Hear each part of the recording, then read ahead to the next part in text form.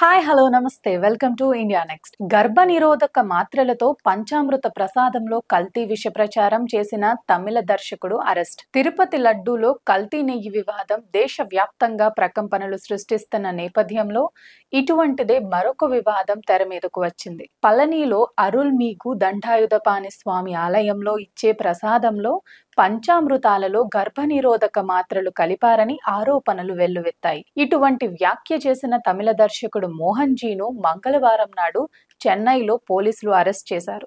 ఒక యూట్యూబ్ కి ఇచ్చిన ఇంటర్వ్యూలో మోహన్ జీ ఈ ఆరోపణ చేసినందుకు ఆలయానికి చెందిన దేవాదాయ విభాగం మేనేజర్ కవి అరసు తిరుచి జిల్లా సమయాపురం పోలీస్ స్టేషన్లో ఫిర్యాదు చేశారు.